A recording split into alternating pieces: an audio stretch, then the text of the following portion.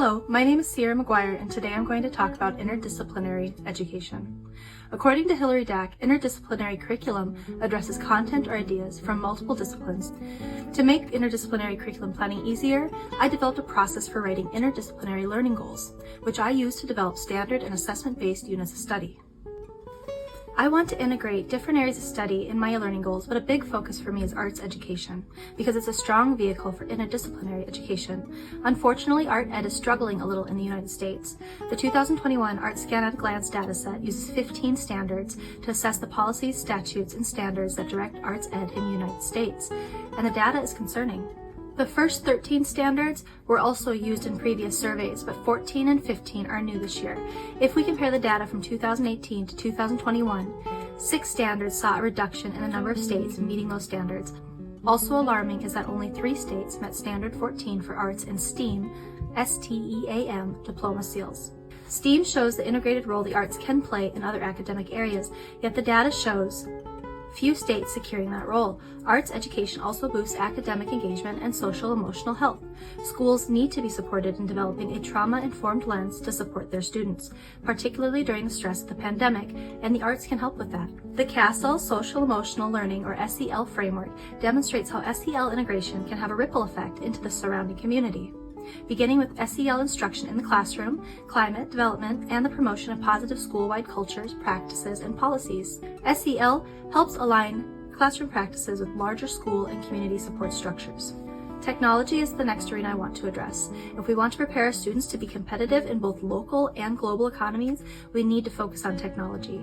Recent data shows that US 16 and 19-year-olds perform at the lowest proficiency level in problem solving in technology-rich environments than the OECD average.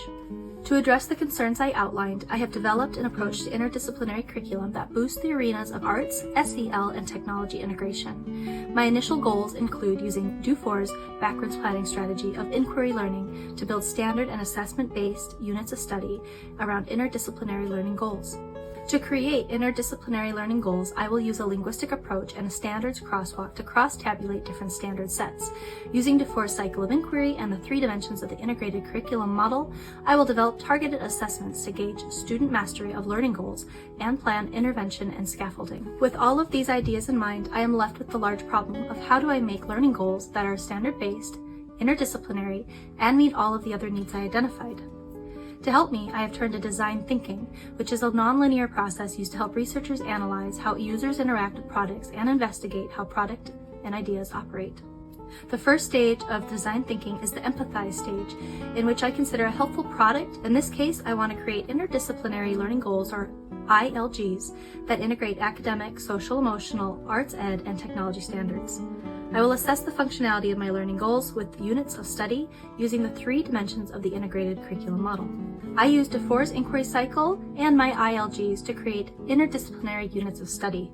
First, I will set the ILGs, then I will develop formative and summative assessments. I will select exemplar texts and assessment prototypes, followed by integrating individual and collaborative learning activities.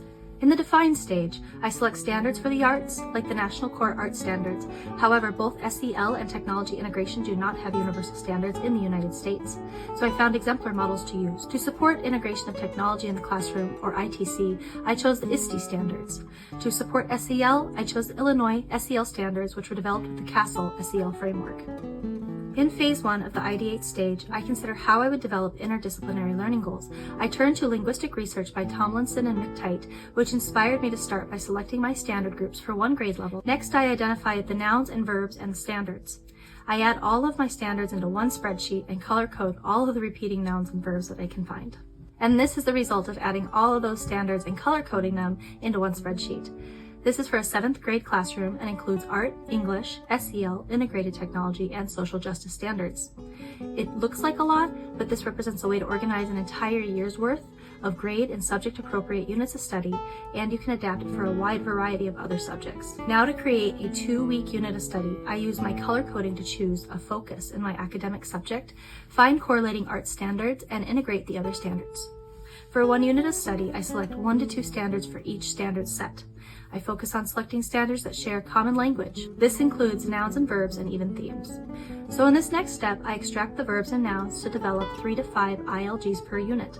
I refer to the main ideas or themes, which are represented by the nouns, and I also focus on the main activities as presented by the verbs. Each ILG does not need to reflect each standard. The 3 to 5 ILGs should work together to holistically reflect the larger standard sets. In phase 2 of the ideate stage, I use my freshly minted ILGs to develop formative and summative assessments. I will need 1 to 2 informal and quick formative assessments, like exit tickets or quizzes. Formatives help to discern to what degree students are learning. The more formal summative assessment will occur at the end of the unit, and those gauge the level of student mastery. Moving into the prototype phase, I refer back to Do-For's cycle of inquiry to select exemplar texts, images, resources, and activities to supplement my unit.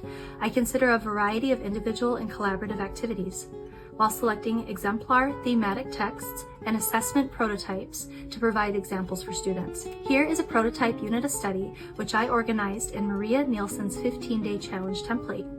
This is an older unit of study that does not incorporate ILGs, but I will be upgrading this unit by swapping out my Common Core standards with my integrated learning goal. I am showing you this because it uses DeFore's inquiry cycle to plan activities and assessments around standards and objectives. In the test phase, I consider the 3 dimensions of the integrated curriculum model to assess this inquiry cycle and the ILGs. Did my students achieve content mastery? Did scaffolding support accelerate learning? And did assessment data support learning and teaching practices? I hope you find this process helpful in exploring interdisciplinary education and in supporting all of your students.